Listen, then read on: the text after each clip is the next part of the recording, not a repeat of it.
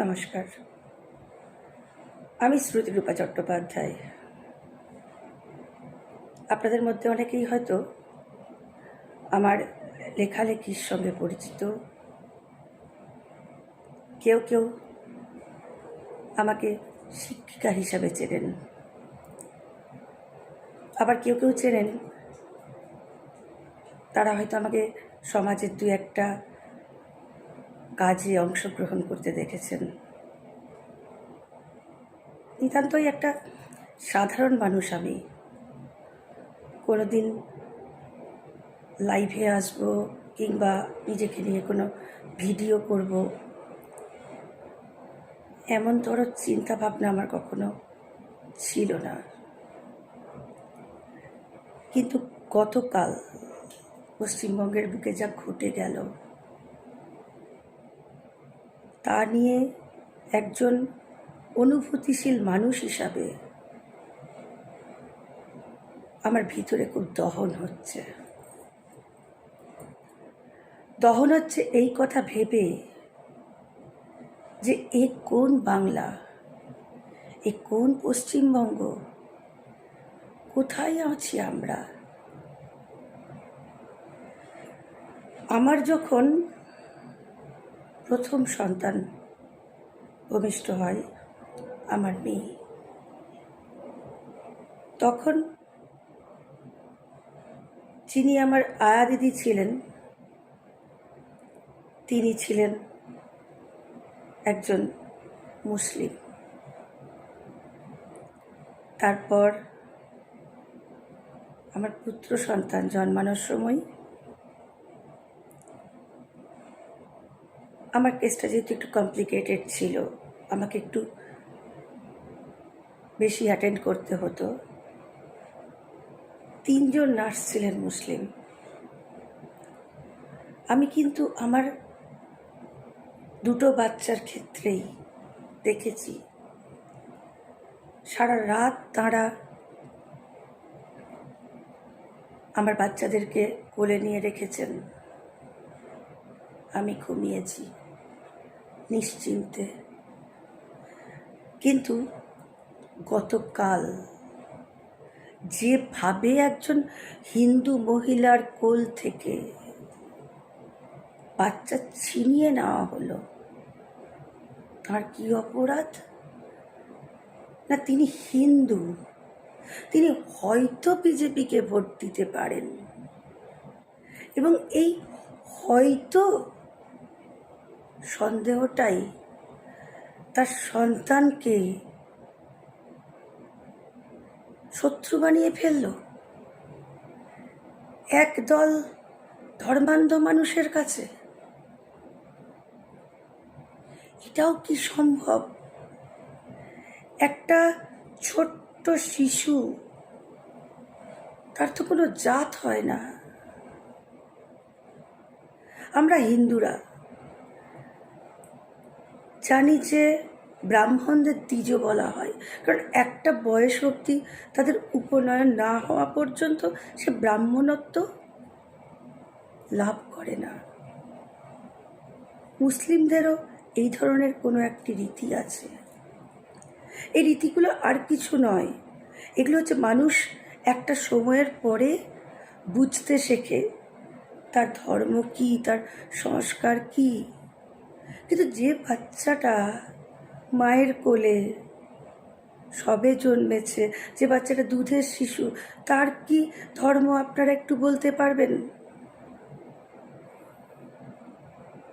পশ্চিমবঙ্গে তো এরকম দশা ছিল না। কমিউনিস্টরা একাধারে আমার বহু ক্ষতি করে গেছেন, আমার ও আমার পরিবারের। তারপরেও বলবো যে আমি কখনো 34 বছরের বাম শাসনে এরকমটা হয়েছে শুনিনি এবং দেখিও নি। কিন্তু তাদের অনেক স্বজন পোষণ, শিল্প বন্ধ, কারখানা বন্ধ, নানা রকমের অনাচার, অত্যাচার, সব কিছুর প্রতিবাদ স্বরূপ পশ্চিমবঙ্গের মানুষ বিশ্বাস করেছিলেন বাংলার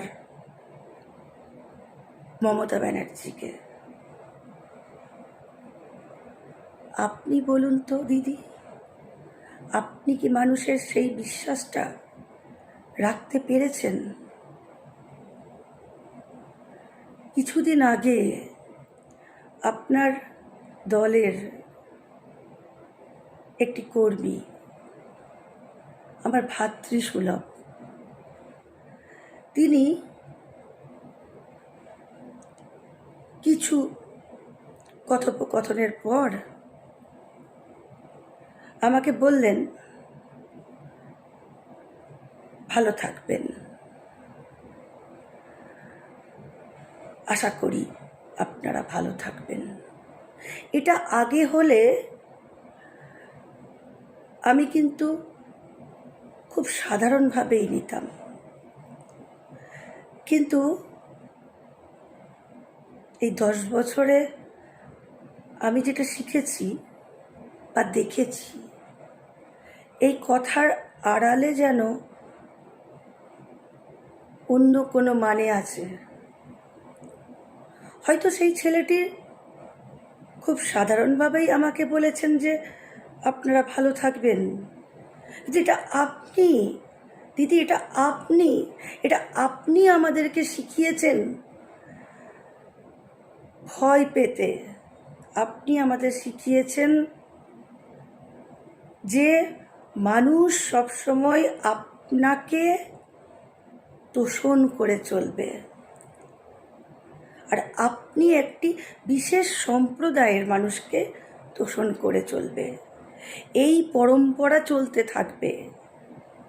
আপনার কোনো কাজের বিরোধিতা করলে তার মুখ বন্ধ করে দিতে শিখিয়েছেন আপনি। এটা কি উচিত? যে ছেলেটি গতকাল মাত্র 18 বছর বয়সী, যে ছেলেটি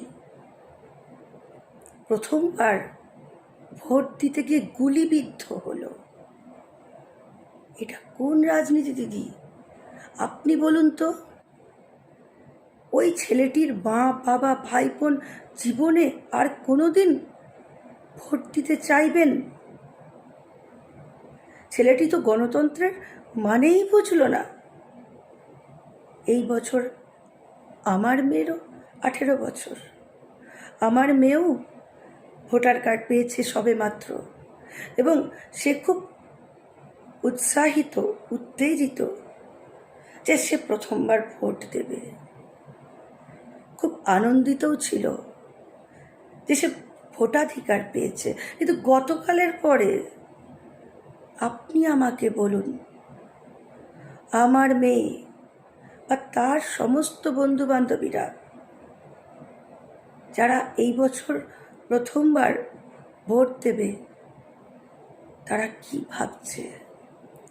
তাদের বাবা মা কি ভাবছেন? তারা কি তাদের ছেলে মেয়েকে বুথ অবধি নিশ্চিন্তে নিয়ে যেতে পারবেন? আমি তো ভাবব, বেশ কয়েকবার ভাবছিও যে আদৌ সে নিরাপদে বাড়ি ফিরবে তো? এই ভয় তো আমাদের কখনো ছিল না। আপনি কিছু সংখ্যক মানুষকে অনবরত, আমি টিভির পর্দায় আপনি বলে গেছেন, জওয়ানদেরকে, কেন্দ্রীয় বাহিনীকে ঘিরে ধরে একদল তাদেরকে আটকে রাখবেন, তাদের কাজ হতে নিরত রাখবেন, আর একদল তারা গিয়ে ভোট দেবেন। আপনি এত বছর রাজনীতির সঙ্গে যুক্ত, আপনি কি জানেন না যে দেশের সুরক্ষার দায়িত্ব কাদের হাতে? আজকে জওয়ানরা আছে বলেই আমরা রাত্রিবেলাতে নিশ্চিন্তে ঘুমোতে পারছি, আমরা আনন্দ করছি, ফুর্তি করছি, তাঁরা কিন্তু তাদের পরিবার ছেড়ে দূরে দূরে দূরে রয়েছেন। তাদের পরিবারের কথা কে ভাবেন? আর আপনি শেখাচ্ছেন যে তাদেরকে আক্রমণ করতে, এবং কারা করবেন? মহিলারা। আপনি এখানেও সেই মহিলা কার্ডই খেলছেন, কিন্তু আপনি জানেন যে মহিলাদেরকে সহজে তাদের গায়ে হাত দেওয়া যাবে না, কিন্তু একজন মহিলাকে বলছেন বাড়িতে যা যা আছে, হাতাখুন্তি এবং যা যা আছে, হাতাখুন্তি আপনি বলছেন, তার সঙ্গে যা যা আছে অর্থ কি? যে বাড়ির আঁশবটিটাও নিয়ে যেও, দা কাটারিটাও নিয়ে যেও। আপনি বুদ্ধিমতী, তাই আপনি এইভাবে বলছেন। আর তারা সাধারণ মানুষ, তারা সাধারণ মানুষ, তারা আপনাকে অন্ধের মতো বিশ্বাস করে। তারা ভাবছেন, তাদেরকে আপনি ভাবতে শিখিয়েছেন আসলে, যে বিজেপি আসলে তোমাদের খুব দুর্গতি। সত্যি কি তাই? আপনি বলুন তো। এতগুলো বিজেপি শাসিত রাজ্য রয়েছে, আপনি ভালো করে জিজ্ঞাসা করে দেখুন তো। আপনার অবশ্য জিজ্ঞাসা করার কোনো প্রয়োজন নেই, কারণ আপনি আপামোর জনতার থেকে অনেক ভালো কিছু জানেন। কিন্তু আপনি যে মানুষগুলোকে এইভাবে উত্তেজিত করলেন, তাদেরকে একটা অন্যায় কাজ করতে ইন্ধন দিলেন, তারা কিন্তু এত কিছু জানেন না। তারা সাধারণ মানুষ, কেউ কেউ হয়তো দারিদ্র্যের কারণে স্কুলেও যেতে পারেননি। আপনি তাদেরকে এইভাবে উত্তেজিত করলেন, আর তার ফল কি হলো? তাদেরই চারজন যুবক, তারাও কারোর স্বামী, তারাও কারোর পিতা, তারাও কারোর পুত্র, তারাও কারোর ভ্রাতা, তারা মারা গেলেন। আপনার কি কোনোই দায় নেই দিদি? আপনার কি কোনো দায় নেই পশ্চিমবঙ্গের হিন্দুরা মুসলিমদের মধ্যে আজকে বা গতকালকে যে শত্রুতার ছায়া দেখেছেন, যেভাবে মুসলিমরা ধেয়ে এসেছে, যেভাবে মুসলিমরা কেন্দ্রীয় বাহিনীর প্রতি ধেয়ে এসেছে, এটার জন্য কি আপনার কোনো দায় নেই? আমরা তো দিব্যি ছিলাম দিদি, আমরা তো হিন্দু মুসলিমরা পরস্পরের সাথে দিব্যি ছিলাম। আইএসএফের আব্বাস, উনি তো মুসলিম, কিন্তু উনি তো এইভাবে বলছেন না যে মুসলিম ভোট আমাকে দাও শুধু। উনি বলছেন আমি সমস্ত পিছিয়ে পড়া মানুষের স্বার্থে ভোট চাইছি। উনি কোনো সম্প্রদায়ের কথা বলছেন না। তার অনেক কিছু ইডিওলজি আমার সঙ্গে ম্যাচ করে না, কিন্তু একজন সাধারণ নাগরিক হিসাবে যার যেটা ভালো, যার যেটা খারাপ, সেটুকু নিয়ে বলার মতন গণতান্ত্রিক অধিকার আমার আছে। আর সেই জায়গা থেকেই বলছি, আপনি কি করে এটা করছেন? আপনার জন্য আজকে আপনার দেখানো পথে মানুষ মানুষের প্রতি শ্রদ্ধাশীল নয়। আপনি এটা শিখিয়েছেন দেশের প্রধানমন্ত্রীকে চড় মারব, কান ধরে শেখাবো, আরও কি কি সব ভাষা, হোদল কুতকুত আর কি কি যেন। আপনি নিজের পদটা কি ভুলে যান দিদি? আপনি একটা রাজ্যের মুখ্যমন্ত্রী। আমি বহু রাজ্যে যাই, আমার যেতে হয় বিভিন্ন কারণে। এই 10 বছরে যেখানে গেছি, কেরালা, তামিলনাড়ু, কর্ণাটক, দিল্লি, এই সমস্ত জায়গাতে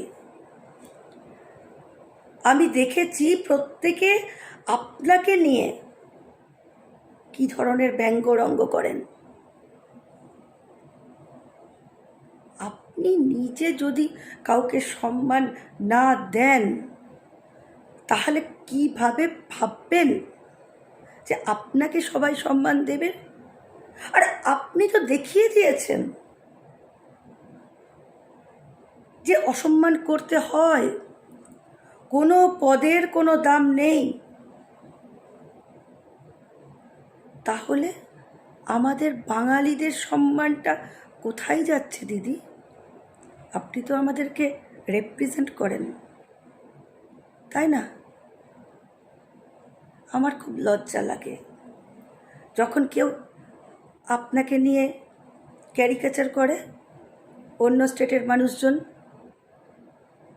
তখন আমার ভীষণই লজ্জা লাগে। কারণ আমার মধ্যে তো আপনার মতন দলীয় রাজনীতি করার কোনো ইচ্ছে নেই। একজন ভারতীয় হিসাবে আমার প্রথম এবং সর্বোচ্চ কামনা আমার দেশের উন্নয়ন, আমার দেশের অখণ্ডতা। আমি চাই না যে মানুষগুলো একবার দেশভাগের পর পূর্ববঙ্গ থেকে পশ্চিমবঙ্গে এসছেন, তারপর কেউ কেউ আবার 71 সালে বাংলাদেশ থেকে চলে এসছেন অত্যাচারিত হয়ে, এবং তারপরেও বহু মানুষ যারা এসছেন তারা কোনো অন্যায়ের শিকার হয়ে, কোনো ষড়যন্ত্রের শিকার হয়ে কোনোভাবে আবার দেশত্যাগী হন। আমি চাই না ভারতবর্ষ আবার টুকরো টুকরো হোক। আমি চাই না, আমি চাই অখণ্ড ভারতবর্ষ। আমি অমর নই, পৃথিবীর কেউই অমর নন, কিন্তু একজন মানুষ হিসাবে আমাদের একটাই প্রার্থনা হওয়া উচিত, যেহেতু আমাদের মান এবং হুঁশ এই দুটোই আছে, সেটা হলো ভবিষ্যৎ প্রজন্ম যেন দরজায় দরজায় ঘুরে না বেড়ায়। আর আপনি সেটাই করছেন। আপনি মানুষকে এমনভাবে উত্তেজিত করছেন, আপনি এমনভাবে তাদেরকে দেশের বিরুদ্ধে সশস্ত্র সংগ্রাম করতে ইন্ধন দিচ্ছেন যে আমার দেশের নিরাপত্তা বিঘ্নিত, আমার নিরাপত্তা বিঘ্নিত, আমার মতন আরও হাজার হাজার পশ্চিমবঙ্গবাসীর নিরাপত্তা বিঘ্নিত। এ দায় আপনার দিদি। গতকালের 18 বছরের তরতাজা যুবকের মৃত্যুর কারণও আপনি, ওই 4 সংখ্যালঘু ভাইয়ের মৃত্যুর কারণও আপনি, আর ওই ছোট্ট শিশুটা যাকে মায়ের কোল থেকে ছিনিয়ে নেওয়া হয়েছিল, সেই মা এবং সেই শিশু এবং তার মতন পশ্চিমবঙ্গের প্রত্যেকটা মা ও প্রত্যেকটা শিশু যে আতঙ্কে দিন কাটাবেন গতকালের পর থেকে, তার সমস্ত দায়ভার একমাত্র আপনার, আর কারণ নয়। আপনাকে এখনো শ্রদ্ধা করি, কারণ একসময় আপনি সত্যি বাংলার অগ্নিকন্যা ছিলেন। আপনি একা রুখে দাঁড়িয়েছিলেন অনেক অন্যায়ের বিরুদ্ধে। জানি না, আপনি অবশ্য এখন নানা রকমের বলছেন ভেতরের গোপন ষড়যন্ত্র, অনেক কিছুর কথা, কিন্তু যেটুকু ইতিহাস ওপর জানি সেটুকুর কারণে আপনার প্রতি এখনো কিছুটা শ্রদ্ধাশীল। নিজেকে আর নিচে নামাবেন না, আপনাকে এইটুকু অনুরোধ করছি। নমস্কার।